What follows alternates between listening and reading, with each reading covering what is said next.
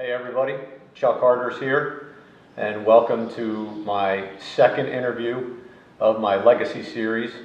I'm going around the country and interviewing buddies of mine that are collectors and car guys and motorcycle guys and just people that I like.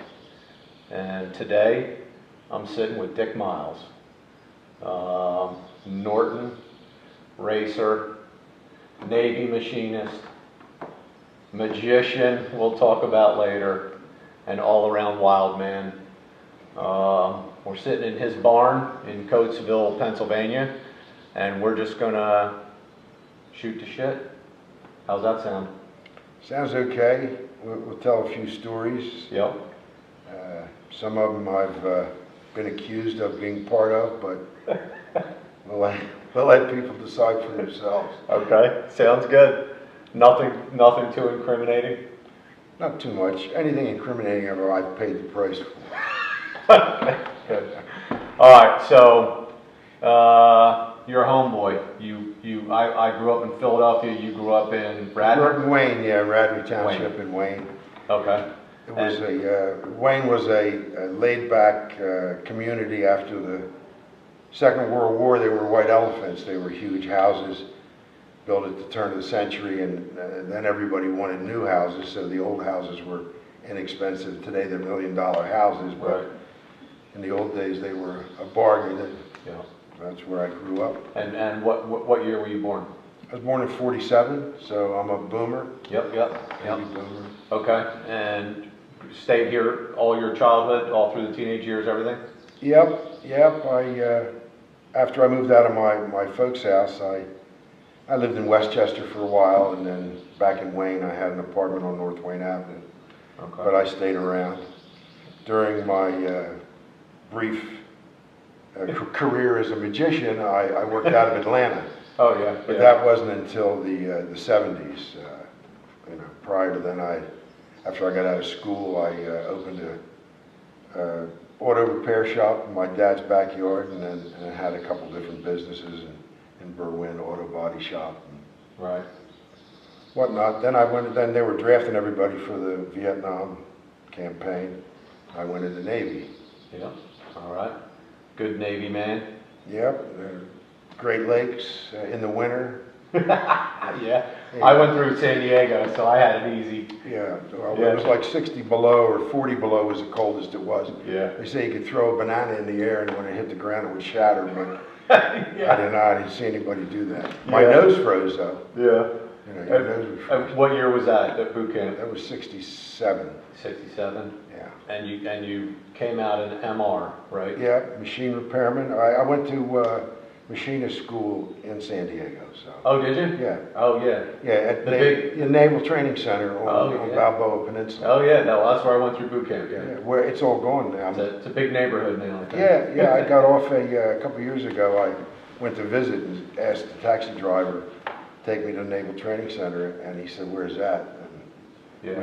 We went in that direction, and it's all gone. Yeah. They give on-the-job training now, but when I got the training, they ran us through the whole thing, from drafting to metallurgy to running all these machine tools. So I picked up a great trade.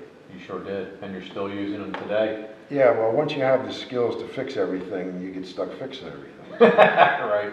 Yeah. So you did how many years in the Navy?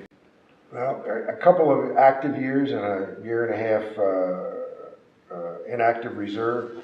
I got an early out because the Vietnam War was winding down in the early 70s. And right. I got to come home. Did you do a ship? No, I stayed in San Diego training people to run machinery. Crazy. Yeah, I had great duty. I did take a cruise to San Francisco on a DDG just to get a taste of it. That was part of our initial training. Yeah, it was training because all the ships have machine shops. So yeah. And a lot different than the ones that are on the base. The school I went to in San Diego had one room that had 125 lathes in it. Oh my gosh. The first 4 rows were 10-inch lathes, the next 8 rows were 13-inch lathes, and then 16-inch lathes. It was set up for the Second World War where they were training a lot we didn't use most of the machinery. Yeah. It was all immaculate because it was school. Everybody had to, you cleaned more than you machined. Yeah, right. And we learned engraving, we learned metal spraying. Wow. Yeah, I learned a lot of stuff I never used A again. lost art today. Yeah. Yeah. Yeah, nobody's going into the mechanical trades. No. So anyway, Yeah, that was the Navy. And then when I got out of the Navy, I went to Westinghouse, down by the Philly airport, Where I grew up. where you grew up, and that was steam propulsion, so it was government contract with giant steam turbine engines. We made pieces for it. Yeah. And of course, it was a need-to-know basis, so when I machined one piston, it was 5 feet in diameter, 6 feet in outside diameter, and about 12 feet long. A great big huge stainless steel piston. Huh. It was a 3-shift shop where I'd machine part of it, and the next guy, well, I was 3rd shift, and so 1st shift would come in and do a little more, and 2nd shift. But you couldn't even talk about it. I had no idea where it went or how it was fitted. Right. And then I went from there to GE and worked in re-entry systems in the Missile and Space Program. Wow. So the education I got in the Navy was fantastic. I could go anywhere I wanted. Nice. And did the military lead you to the love of motorcycles, or that was prior? Yeah, I had Your bikes. service. I had bikes prior to then. Where I grew up, there was a BSA shop and a Triumph shop, and they were all over the place. And actually, my brother got a BSA 500 twin. Then he went off to college, and so I took over the bike. Yeah, yeah. So it seems that all right. So let me. I got two thoughts in my brain right now. One is BSA, Norton, Triumph. Not many Harley. I don't hear you. Velasets. No, I did. You don't talk much about Harley and Indian. I'm interested in Well, that. I had a Sportster, a great Yeah. 66 XLCH, Yep. slightly customized but not chopped or anything. Yeah. And I had a couple of panheads and a knucklehead Harley, but then I sort of outgrew them Yeah. and got into more sophisticated bikes, BMWs, Moto Guzzi's, Nortons, Yeah. Velasets. I rode a Velo for years. Wow. So what was do you remember what your first bike was? Well, that 500 BSA that I got from my brother, I actually bought it from him. I borrowed it and half kind of mangled it and then had to buy it from him. That was my first real motorcycle. Right. And then I had I loved BSAs Did you? and Gold Stars, the big 500 singles. Yeah. They were my favorite. And these bikes were, less than $1,000 back in the day. Right. But, I was doing jobs where this is before I went into the Navy.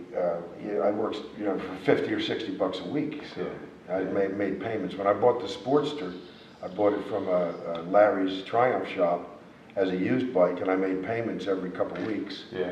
And by the end of the summer, I had it. Yeah. Yeah. It was a great bike. But you were doing more of the European stuff. Yeah. Well, after I got out of the Navy, I had Harleys and BSAs before I went in, and then when I got out, I got into I had Triumphs and BSAs. And then I got a Velaset Thruxton, which had low bars and rear set foot pegs, and Yep. you felt like you were road racing every time you rode it. And that's Yeah. I did a lot of Fast, low. fast speed work with my pals. Yeah. And what I would do with them, most of them behaved themselves better than I. And I'd put the stretch on them, ride, and then I'd go hide in the field somewhere, and they'd go past me. And then I'd come out behind them and go past them as fast as I could. Yeah. We raced around and didn't get in much trouble. Yeah. Luckily, never had a crash. Yeah. We're talking about kind of young years, early teens. You got motorcycles. Well, actually, I started with go-karts. Oh, did you? Yeah, it was my first motoring experience. The first one was built in California in 1956, and there was a huge boom. There was over 100 manufacturers, and everybody had to have them. Right. But the problem was there was no place to drive them. You didn't want them on the streets, but we raced them on the streets. Yeah. And eventually we found parking lots where we could race them around, but that got me started with engines and Tinkering. racing, yeah. Yeah. And then I got one in '59, and raced it mainly in parking lots and around the block. Yeah, karts. And in '59 I was 12. And so I raced a few times at regular tracks, but I would either foul a plug or stick a motor. I wasn't, Right. it was a learning curve. But my dad helped me out, and he was reluctant because he knew I was going to get in trouble with it. Yeah, right. In those days, they didn't have a clutch, centrifugal clutch. You had to push start them. They were direct drive. Right. So if you were driving it on the street or in a neighborhood, you didn't stop because it would stall. So you had to kind of breeze through stop signs and stuff. Yeah. And then if the police saw me, they knew my dad was a fairly small community.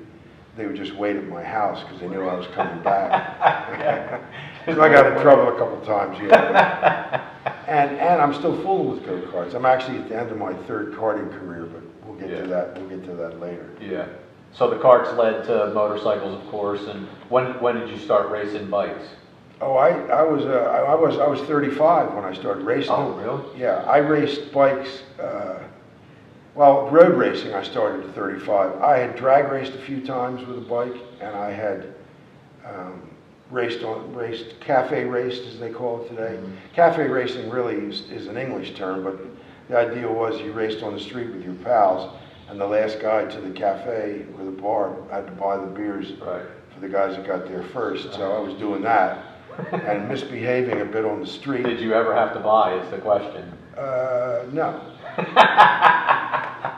And it led to it, and then I got involved with a Moto Guzzi racing team. Dr. John Whitner, who was a friend of mine since I was a teenager.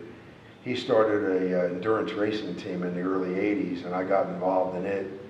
And then I went because I was misbehaving on the street with my bikes. I got talked into, and then they started vintage racing about then, so I could race with my Velo and my Triumphs and old Moto Guzzis and stuff. Yeah. And I've been doing that ever since. Maybe 35 years. I won 2 national championships with this bike, one with Wera and one with Arma. And I'm not really championship caliber rider, but if you do enough races and get enough points, by the end of the season, if you're leading the pack, Right. you get the trophy. So, matter of fact, the years I won championships, I probably didn't win any, or maybe won 1 or 2 races. Right.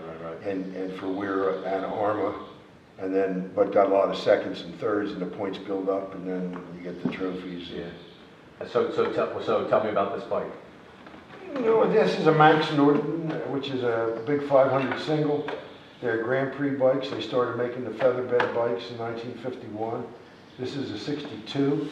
It actually left the factory January 23rd, 63. So and one other bike left the factory on that day, and they were the last 2 Nortons to leave. Awesome. Leave the factory. And they were a great production racer. A lot of the most famous racers back in the day started on these bikes. Even the guys that rode the Italian multis and got into Japanese bikes, they started their careers with these. Mike Halewood and Jim Redmond and Phil Reed and all those guys. And they actually started making these bikes in the early 30s, and they evolved into this. Right. That's a 1932 Bronze Head 500 single. And these are shaft and bevel drive to overhead cams, which were exotic in the day. The industry went from flathead side valve engines to pushrod engines. Then the racers went to overhead cams. These are the valve springs. They're exposed. They're exposed valves. Yep. And with a fairing, the modified ones of these that have had the bore and stroke change have gone close to 150 miles an hour with a fairing. A 500 single.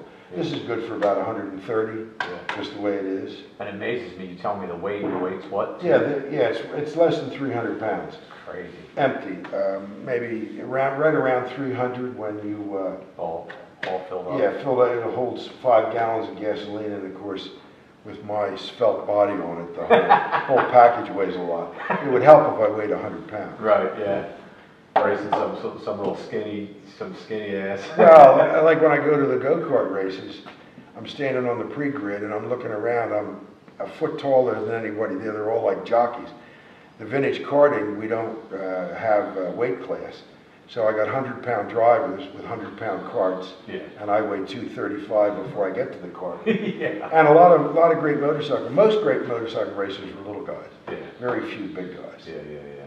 But, you know, I am what I am, and I do what I do. That's it. But, you know, it takes a lot more than the little guy out front to make a race. Right. Those guys that have raced NASCAR and Indy and everything else that have never won a race, but they're doing it, and it makes the race. You know, you can't just have 3 fast guys. Yeah, yeah, yeah, yeah. So, so let's talk Isle of Man. What's your history? What's the first time you went? Well, my mother's ancestral home is Peel, which is a little town on the Isle of Man, on the East Coast, and I knew about it, about the Isle of Man growing up, but didn't know many that they raced. That they raced all the way around the island, and my mom wasn't embarrassed about being from the Isle of Man, but the people that left were came to America. Her parents' generation, the locals that are still on the Isle of Man treated the migrators that came, you know, in the big move. Immigration, all the Europeans and English back at the turn of the last century, they were kind of considered traitors, and so she would write letters off to the Isle of Man to her cousins and stuff and not get replies, and you know, I didn't think much about it. And then in the early 80s, some friends of mine put together a trip, motorcycle trip to the Isle of Man. But we flew into England. We actually went to Canada, put our bikes on the airplane with us, flew to England, rode to Liverpool, took the old boats out to the Isle of Man, spent a week there for the TT races, came back to England, rode across England to Dover, and then took the ferry boat to Calais, France, rode through France, went into the Alps, went into Switzerland and Germany, and then flew back from Germany. I took a Velo Thruxton, my buddies took Harleys, and again, I used to have to wait for them, you know. A Velo you could ride all day at 90 miles an hour, right. And the Harleys at 90 would kill you. Yeah, yeah, yeah. And I went with my buddy John Whitner, the Moto Guzzi guy, and Danny Lerner. He's a Hollywood director and started off as a cinematographer. He took pictures on the whole trip. They'd have to stop and work on the Harleys, and actually I put a hole in the piston in the Velo. Flow chamber came loose on my bike and it ran lean. On the way to the airport in Germany, I hold a piston, and we tied raincoats together, and I got towed into the airport, on my Velo. And by Harleys? Yeah, by Harleys. Oh, man. Yeah, I hate to admit it, but that's the way that one worked. Yeah. Actually, the day we got to the Isle of Man, my buddy John Whitner had built a cafe racer out of a Sportster, took the back cylinder off, and made a 600 single out of it, with a real long inlet track. It was a fantastic bike. Yeah. But he busted a transmission the day we got to the Isle of Man, and so I towed him back to the hotel where we were staying. With a raincoat tied together. So I towed the Harley, and then a Harley towed me. Anyway, that was a great trip, but that introduced me to the Isle of Man. A couple of years later, I'm at Daytona in the vintage races, and one of the fellows I met on the Isle of Man, a crazy guy, psychiatrist, Dr. George Cohen, heard my name announced at Daytona, looked me up, invited me to visit him in England and go to the Isle of Man. I had that Norton there, that 32 Norton. Right. And so I shipped that over to go to the Isle of Man for a vintage event, and that got me started going over every couple of years for about 20 years I did it. Yeah, and awesome. Had a great time, ran a bunch of vintage events on the Isle of Man, and a lap of honor, rode my old Norton, rode Triumphs, rode a Rob North Rocket 3, which is, you know, 150-mile-an-hour bike, and that was fantastic. Wow. Happened to break down right before Bluff Bridge, but electronics packed up on it. But yeah. Anyway, and rode Velocets on the Isle of Man too. So nice. had a great Now, time. Bluff Bridge. I have a banner hanging in my building now that I heard, the story is it was stolen above Bluff Bridge? Bluff Bridge? Is that right? It was it a Manx flag? Big Or old, what was it? no, the big old, No, that was Governor's Bridge, yeah. oh, That's Governor's Bridge? yeah, that's actually. Tell me how you story. came to reclaim that. In '86, we took Moto Guzzi to, a bunch of us with the Moto Guzzi endurance team, Dr. John's team. Yeah.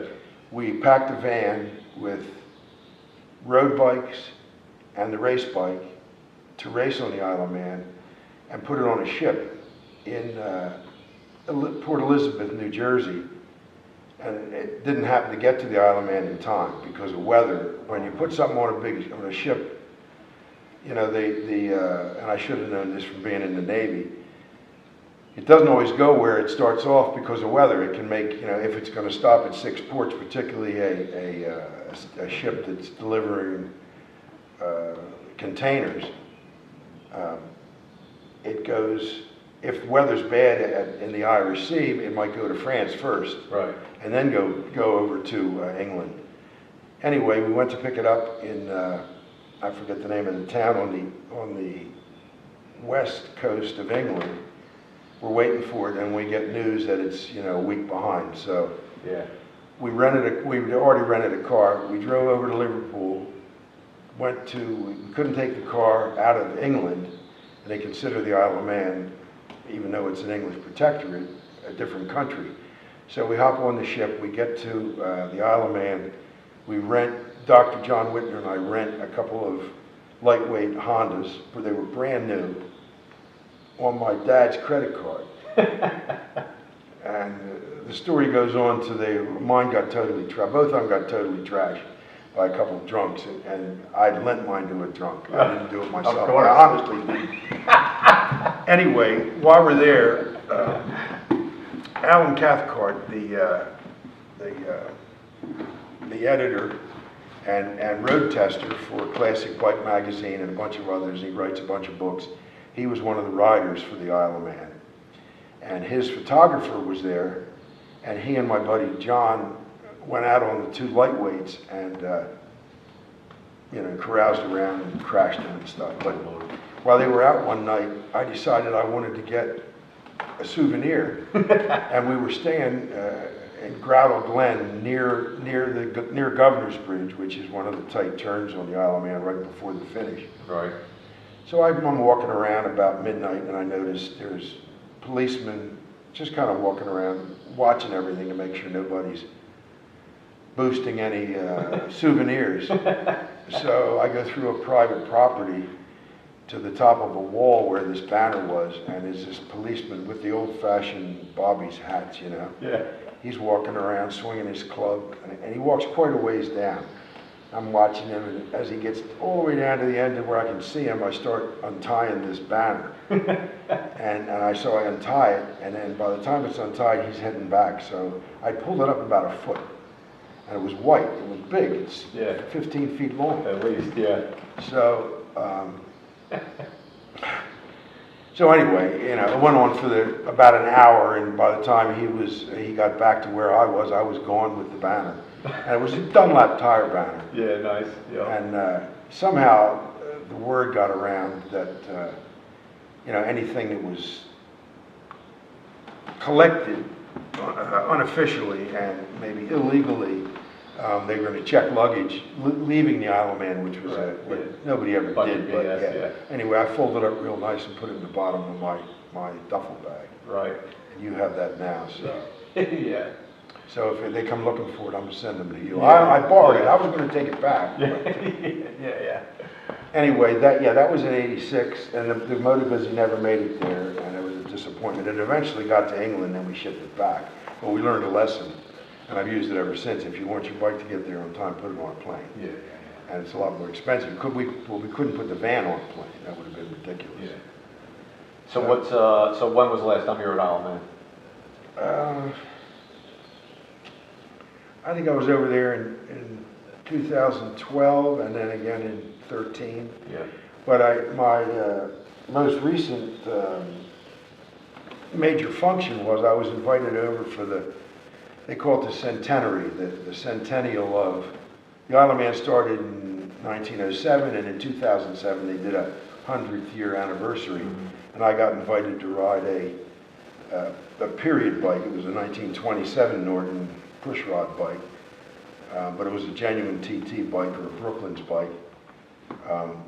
For the centenary, with the earliest Isle of Man races weren't the 37-mile circuit all around. They were maybe a 16-mile circuit. They called it the St. John Circuit, and it was on the west side of the Isle of Man. It happened to go through the town where my mother's ancestral, that was her family's, that's where they lived. Her maiden name was Cannon, and that's like the name Smith on the Isle of Man. There's 40 of them in the phone book. Yeah. Anyway, the bike I was given to ride, we were going to use them to ride around on the Isle of Man while we were there, and use during the event. But I got about 50 feet out of the driveway where we were staying, and it broke a rocker arm on top of the engine, so we had to park that. Yeah. Made some phone calls and found out there was a 20s AJS in a guy's garage that we could borrow. So that was a lot of fun. I had Dave Roper, the famous vintage racer from America, races for Team Obsolete. I got him to push start me, and we did a couple laps, and that was a lot of fun. Awesome. And a lot of pictures, and it was a celebration. All the spectators at St. John's, where the race started, it actually started at Tynwald. Everybody was dressed in period costumes, like from 1907, period dress and all that. And, guys with +4s, they were like knickers, whatnot. So I did that. That was the last time I rode anything on the Isle of Man in any sort of an organized event. And I've been there, with a road bike, with that bike actually, with that Norton. Yeah. Awesome, man. Seems every time I borrowed one over there, it broke, so. All right, well, let's take a break, and then we're going to come back, and I think we're going to talk about the great Nudini. Yeah, he's a guy I read about. See you in a minute. Hey, Chuck Harders, we're back. I'm sitting with a good buddy, Dick Miles, and we've been talking motorcycles and the Isle of Man, and maybe a little bit of his early Navy Go-kart stuff and Navy. Go-kart stuff. And now, I want to know who the great Nudini is. Tell us. He actually was. He's not really is, but he was. Once you're a magician, you're always a magician. But if you don't practice, All right. So how'd all that get? Who is the great Nudini first of all? I'm trying to think how it all really got started. In Wayne, there was a famous juggler, Pierre Lafoot. Right. And Pierce Fox, he was a good buddy of mine, and he taught a bunch of us how to juggle. At the time, I had an auto body shop, and when you're a juggler, a unicycle maybe comes into play, and then tightrope. Yeah. I had this body shop and auto machine shop, and we strung a tightrope. There's a difference between a high wire, a slack wire, and a tightrope. Tightrope is it's like a string on a guitar. It's that tight. Right. And anyway, the way you learn to do it is you put it a foot from the floor, so you can step off and on. You don't start up high, or you get hurt. So in the ad in the phone book for Miles' Garage, it said ask about Wednesday evening circus art school. Oh Lord. And of course that was more of a joke than anything else, but anyway, I had the skills to ride a unicycle. I could walk a tightrope, not really very well, but I could do it, enough to get hurt, and I was a fair juggler. And coincidentally, I bought an old Ford from Niagara Falls, New York, and I went up there to get it, and while I was there, Niagara Falls, I think it's the Canadian side, is full of places for people to visit, little museums, and there's a great natural museum there full of mummies, or it had a few mummies. anyway, the Houdini Magic Hall of Fame was there. And while I was in the Navy, part of my trade was as a locksmith, and I was a machinist, and I was a metal man and an engineer. The English would call me a practical engineer.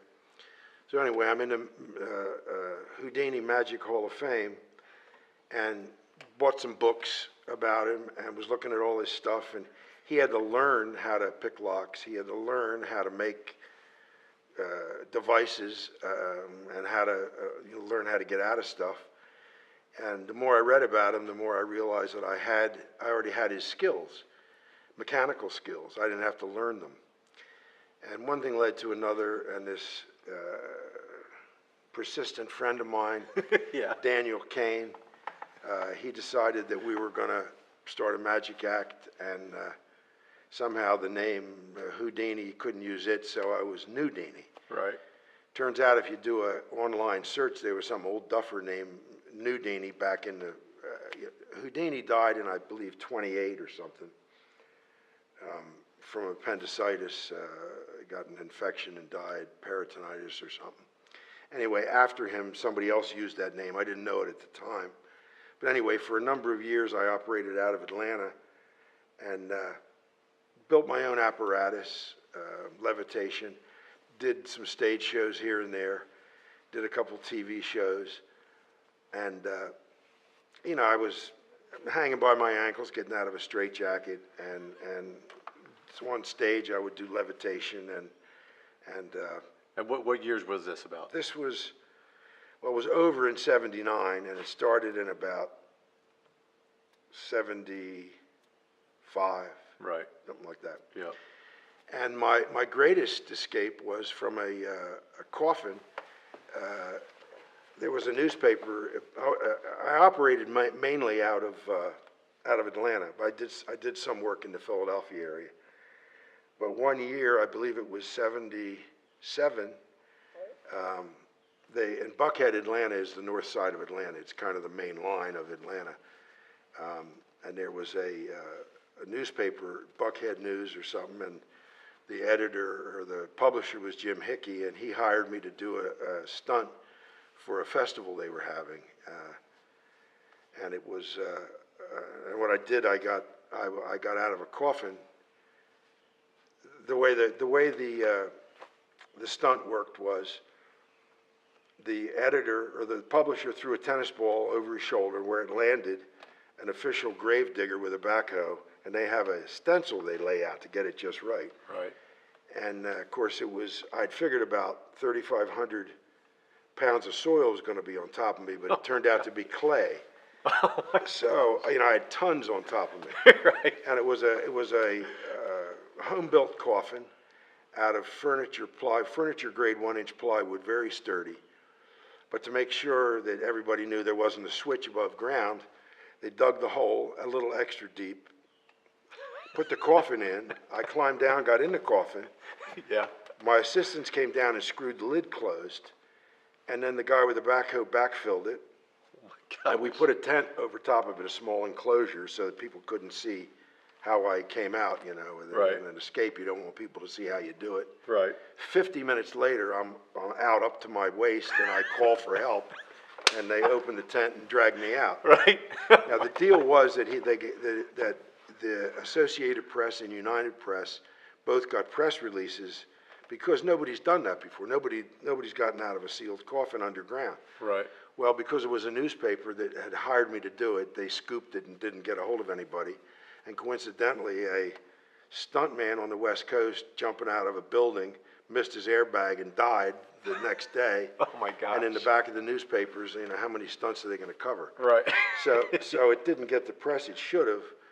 And if I had to do it again, I wouldn't do it. But I took an engineer's approach to it. How are you going to get it done? Right. And I got it done. So There you that was go. my great escape. And at the same time, I was wholesaling automobiles, buying them in Pennsylvania, selling them in Atlanta. I didn't realize it until I was working in Atlanta that in rural places where there aren't new car dealers, there's no a used car lot has to get them from somewhere else. So there's, I was in the old car business anyway in Pennsylvania, so I'm wholesaling cars. And that's when I got in a little bit of trouble, Oh, wait. which, Yeah. which ended my career We as talking about this? as an escape artist. Okay, so this is probably my favorite piece I've ever gotten from Dick. I don't know Really? if you can see it, but it's my favorite. I gave it to you. And you gave it to me. Give me it back. No, you didn't I'll get it sell back. it to you. The Great Nudini paper, an Yeah, awesome it's sketch. it's a letterhead. Letterhead. It says Nudini, 3473 Piedmont Road, Northeast Atlanta, Georgia, Yeah, and a phone number. yeah, but what's the important part is down here. Well, I sketched a Chatterley 1925 350 face cam motorcycle. And at the bottom of it, I put some initials, a date, and some more initials. FCJ. Yeah, Fulton County Jail. I was visiting the jail. And Oh, yeah? Yeah, and You were on a visitor ship? I was on a visitor's pass, and things got mixed up, and I had to stay there a little while. But that's where I did that piece of artwork. Right. Let's get on to the next subject. We don't need to elaborate on that, but All right. when you're a Yankee and you get in trouble down south, whether you're guilty or not, you're in trouble. You're going. Particularly if you take an arrogant attitude because you feel you really didn't do anything wrong, Right. and they feel you really did. So, Right. if I can give anybody any advice, It's good advice in life. yeah, Don't be a Yankee in the South. yeah, and don't get in trouble. They're not going to give you a bail bond while you're getting things worked out. Right. You got to stay there a while. There's now not down in Atlanta, but up around these parts. There's rumors of a state trooper chase by a young kid. You ever heard of that one? Yeah, and I got blamed for that one too. And what was that one? Well, it was I actually read about this. Oh, you did? Yeah, there was Oh. a guy that looked like me riding a Triumph that had out-of-state tag on it. Really didn't belong on the bike. Right. And he got chased by a state trooper around Chester County for a while, and somehow the guy on the bike that looked like me, he got away, and the state trooper smashed his car up, and in the chase. Oh yeah. Yeah, and then the fellow that was breaking the law, his pals told him that maybe he ought to take it to the racetrack and not zip around Yeah. on the road and get in trouble. Yeah, and, yeah. and have the. What kind of Triumph? It was a TR6. It was a nice. single carb, mid 60s, with flat bars and rear set foot pegs and double leading shoe brake. It was Nice. kind of set up like a racer. Nice. And the trooper couldn't catch him. Yeah, well, he tried hard. He got real close, and that was the last of a career of misbehavior on the road. Yeah. Good. And then it went from there to the vintage racing, Yeah. and organized sport, where you're allowed to go as fast as you want, and you don't Yeah. get in trouble doing it. Yeah. Yeah. All right. Actually, when we did the Coatesville Grand Prix just a couple years ago, I wanted the posters to read, race through Coatesville as fast as you want without the police chasing you. They wouldn't go for it. The guys on the committee, the city manager and the chief of police said that's not a good That way ain't to cutting it. advertise a race. Yeah. They didn't know the stories that were, Oh, that's funny. I was accused of this high-speed misbehavior on the road. Yeah. Oh, that's great. Part of I call this the legacy series, is what I'm calling these interviews. My Okay. first interview was with a very good buddy of yours, of course, Shellbaum, Charlie Shellbaum, the king of Hershey, the king of Hershey. and the dearly departed. We lost him Yep. a year ago, almost a year ago. Yep. He was a good buddy of mine, and I used to set up at Hershey I used to haul a flatbed trailer with 12 bikes on it, with a 52 Ford pickup with a Corvette motor in it, and coincidentally, back in the late 60s or early 70s, I was next to Charlie at Hershey, and became friends with he and his wife and his family. Yeah. And then for years, I was hooked up with Kirk White, one of Charlie's competitors and friends. and we would all be together at Hershey and Carlisle. And Awesome. I was trying to sell my stuff, but I kind of got, not pushed into it, but I'd sell something, and I'd run over to Charlie's tent and buy something. And he told me once that you can be a collector or a dealer, but you can't be both. Right, it's very difficult. Yes, but I couldn't, I had to sell to make a living or to pay for my hobbies. Yeah. But I always bought something that I didn't mind being stuck with, was Yeah, sort of my, yeah. but then again, my taste is a little different from most, and Charlie's prices were outrageous. He would buy something for $5,000, try to sell it for 20, and tell you he paid 18 for it. So, I mean, But he was good at it. he was good, oh yeah. He was good at it. I spent a lot of money. I did, I bought bronze statuary, Oh, yeah. you know, that you could hold in your hand for $23,000 was the most I paid for one. Yeah, yeah. And, I think I've seen that one. Was that the motorcycle one? yeah, that was the big one, That yeah. was gorgeous. That Mark Smith now has.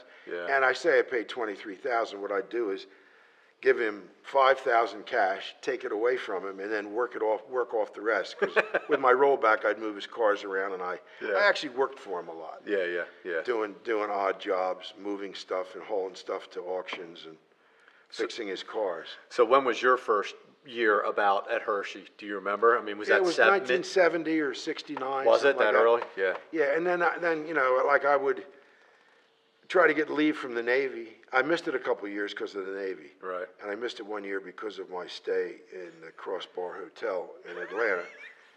and then The Fulton County Blues. yeah, you know, I had to get my education somewhere.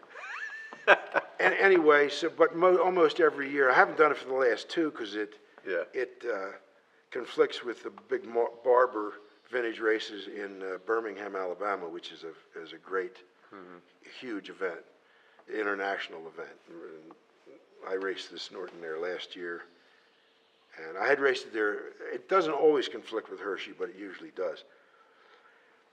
Anyway, so I got Kirk White selling exotic cars and memorabilia. I got Charlie on the other side of me with incredible memorabilia, millions of dollars worth of stuff.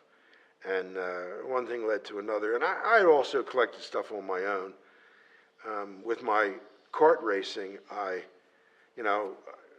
stuff, when you're a trader and a collector, you really don't have to go look for stuff. It finds you. Yep.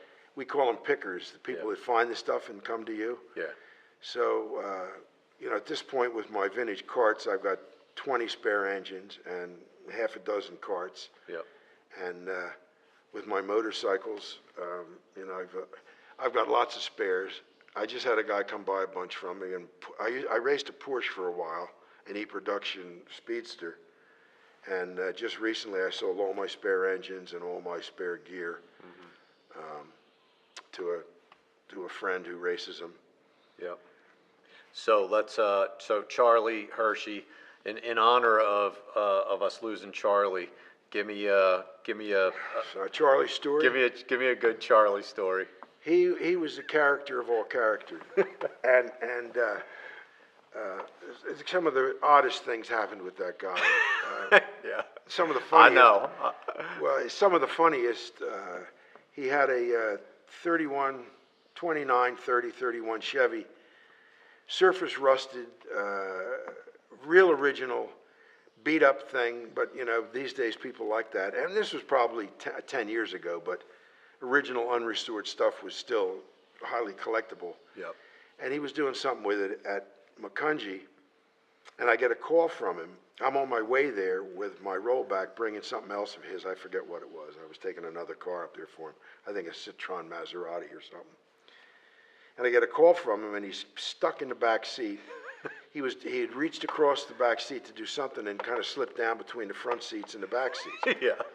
And he's stuck. And I said, well, Charlie, I'm 20 minutes away. You're going to be okay. I mean, at this point, he's 300 pounds and 75 years old. He's physically stuck in between. Physically stuck, yeah. And he would always wear stretchy pants in his later years with no belt, elastic. Right.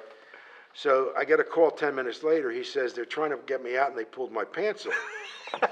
and my underpants went with my pants. I said, so Charlie, you're bare ass in the back of a beat up car. Yeah. I said, how big is the crowd around you? He said, I don't know, I'm face down. So by the time I get there, they got him out of the car, but there's still a crowd around him. And he was all scuffed up. Yeah. And Bitching and moaning. yeah, but you know, still, and while he was pinched in the back of the car with no pants, he's going through a sales pitch with somebody that was interested in the car. And he actually sold it at that meet. I had to take it. I took it to Port Elizabeth to get shipped to Holland. But Yeah. anyway, so he's It's an the only odd guy- sales style, He's but the only guy I know that could sell a car with no pants on. Anyway, he got it done. And while we're talking about Charlie with his pants off, oh my God. he was at the Wawa store in Allentown, Yeah. where his museum was. Yeah. And Oh, he's got Lord. his hands full. He would always buy soup and, you know, some other junk, Yeah. tasty cakes and other health food. Yeah. And he's standing there, and again, his pants fall down. And took his shorts with him. He would wear the baggiest jockey shorts you ever saw. So he's in line. There's a woman Lord. behind him that says to him, when the pants go down, says, I didn't know you cared. And the people in front of him got out of his way. And I think his buddy Maurice was with him. Oh yeah. Yep. Yep. I was in the store, and I didn't know what was going on, but Maurice was a couple people behind him in line and scooted around and pulled his pants up and then took some of the weight out of his pockets. But Oh, my that was just a Lord. regular day getting lunch for Charlie. Oh, that's great. That is funny. And you knew Charlie for what, 40 years? 50 I met years? him in about 1970. Oh And, my gosh, that's funny. I went to Europe with him once or twice. Did you? Yep, on buying sprees. The Paris show and Yep, what do they call it? Retro. Yeah, Retromobile. Yeah, Yeah. Retromobile. yeah. And he knew everybody. He knew everybody there. Oh, hell yeah. And knew his way around That's Paris. funny, man. That's a great story. Well, one of the craziest things was in his later years he had these power chairs that he raced Oh around yeah. on. I at the picked him shows. up once or twice at a show in his chair. Well, he wouldn't want to. He was lazy. He wouldn't want to get all the way in it, and so he'd get part way in and have a leg sticking out. Yeah. Well, we're in a restaurant in one of the casinos. There was Atlantic City shows. I did I used to do the regular antique show with him, and I did the car shows with him. Yep. We're coming out of one of the restaurants, and with his knee, he hooked the back of a chair that a man was sitting in. Oh, Lord. And as the chair collapsed, the guy tried to grab the table and grabbed the tablecloth and pulled all the food off the table. And I'm behind Charlie walking. Right. Well, Charlie would never turn the throttle back on his chair. Oh, no. So as soon as he pushed the button to wherever to go, bang, he'd go. Oh, yeah. So he was gone. He's out the door. We'd go to flea markets and stuff. We had to pay to get in, and he would wait outside. I mean, this is a guy with plenty of money.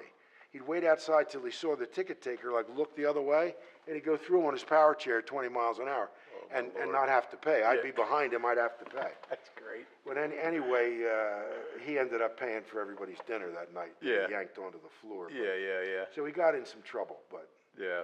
we all loved him. Oh, Lord, that's funny.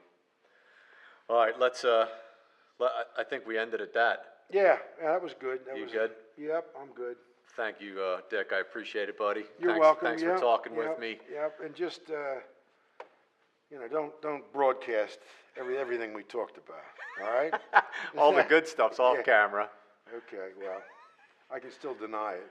Yeah, exactly. Thank you, man. All right, everybody. That's Dick Miles, interview number 2 complete. There you are. Iron care. Oxide Engineering. Iron Oxide Engineering. There you That's go. it. See ya. Awesome. That's good. They wouldn't chase me. I'm going like this. Over my shoulder. They wouldn't pull the trigger? No. And, I do it on vintage bikes. Yeah. Oh my God, that's funny. But I knew the roads like the back of my hand, and they had chased me earlier and then hadn't caught me. I knew where to hide. You can also go through a housing development and go in one guy's driveway and cut across the yard to another guy's driveway and come out 2 blocks from the cottage.